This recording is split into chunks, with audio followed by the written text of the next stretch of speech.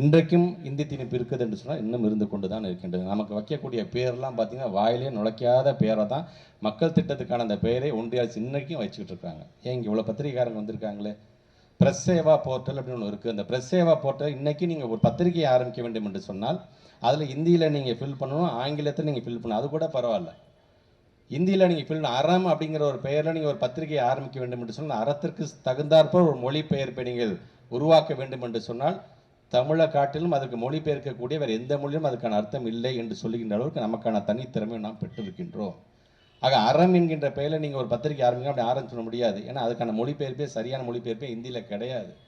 ஆக உங்களுக்கும் சேர்த்து தான் இன்றைக்கு நாங்கள் இது போன்ற ஒரு நிகழ்வுகளை நாங்கள் நடத்தி கொண்டிருக்கின்ற பொழுது வருகை தந்திருக்கின்ற உங்களுக்கும் எங்களுடைய நன்றிகளை தெரிவிக்க நான் கடமைப்பட்டிருக்கேன். ஒரு பள்ளிக்கல்வித்துறை அமைச்சராக தொடர்ந்து கிட்டத்தட்ட 3548 கோடி ரூபாய் இன்னமும் விடுவிக்காமல் இருக்கிறாங்க. 43 லட்சம் பிள்ளைங்களோட எதிர்காலம், 32,000 ஆசிரியர் பெருமக்களுடைய எதிர்காலம் அதில் அடங்கியிருக்கின்றது.